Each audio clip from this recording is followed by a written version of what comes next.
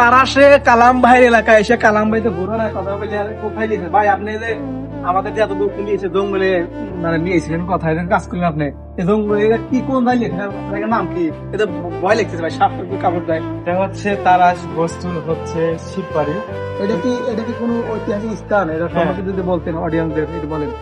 এটা ঐতিহাসিক, আমরা দাদাদের কাছ থেকে গল্প শুনেছি যে সনাতন ধর্মের যে বেহুলা ছিল, তো লক্ষিন্দারের বাবা যে চাঁদ সদাকার ছিল, তো এখানে তিনি শিব পূজা করতেন।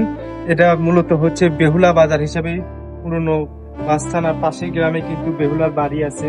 তো এটাই সেই বেহুলার আর লক্ষিন্দারের যে একটা মিলন ঘটে, দুজনের দেখা সাক্ষাৎ হয়, এই স্থানেই কিন্তু তারা দেখা সাক্ষাৎ করে এবং এখান থেকেই কিন্তু তারা বিবাহ করে তারা হচ্ছে সেই পূজানী নগরে নিয়ে যায়। আর আমাদের গ্রামকে বলা হয় কাঞ্চননগর। আচ্ছা যে এডুকেশন কেমন হয় এডুকেশন এই যে এত বড় বড় যে গাছ মানে এই বছর কত বছর হতে পারে এই গাছের বয়স? তাও 300 বছর পুরনো এই গাছটি।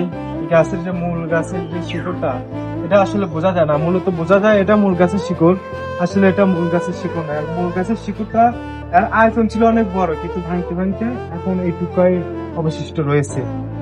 কারণ এটা দর্শন করতে বিভিন্ন জায়গাকার যারা সেলিব্রিটি কন্টেন্ট ক্রিয়েটররা এখান থেকে তাদের যাত্রা শুরু হয়, প্লাস এখানেই আসে সবাই। তো আপনি অনেক দূর থেকে এসেছেন, অনেক অনেক ধন্যবাদ আপনাকে। জানি না এই স্থানটা আপনার কাছে কেমন লেগেছে, যদি ভালো লেগে থাকে আর যারা এই ভিডিওটা দেখবেন অবশ্যই আপনারা চলে আসবেন। আমি কিন্তু লোকেশনটা বলেছি, দ্রুত কিন্তু এখানে চলে আসবেন। আচ্ছা আমার একটা প্রশ্ন আছে যে আপনি বললেন যে এটা বেহুলা লক্ষিণদের ঐতিহাসিক একটা স্থান, ঐতিহাসিক একটা স্থান। এখন কথা হলো যে এই যে গাছ এবং অনেক 300 বছর প্রায় হয়তো হয়েছে, এখন আপনাদের গ্রাম যেহেতু আপনার বাড়ি এখানে, এখানে এমন কোনো ঘটনা আছে যে কেউ মারা গেছে বা কোনো কিছু দেখছে বা মানে এরকম কোনো আশা কি দেখা যাচ্ছে? হ্যাঁ, দেখতে পাচ্ছেন দেখা যায় এখানে। যদি দেখা যায় যে এখানে কোনো একটা অঘটন ঘটানো হয়, তাহলে সে ব্যক্তি বাঁচে না, লাখ মুখে রক্ত ওঠে।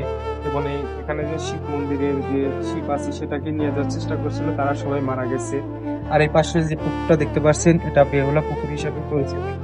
এখানে অনেক এটা যখন খনন করা কোনোদিনও হয় নাই, আগে সেই পূর্বেই খনন করেছে। ওটা খনন করতে গেলে পরে অনেক ধরনের ঐতিহাসিক জিনিস পাওয়া যায়, যেটা মানুষ কঠিন।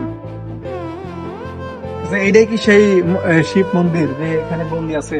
হ্যাঁ, এটাই সেই শিব মন্দির। তো ভালোবাসা মানুষ যারা আছেন যদি কখনো আসেন কালামবাড়ি এলাকা আসেবারে এখানে ঘুরে যাবেন, অনেক সুন্দর জায়গা এটা দেখার।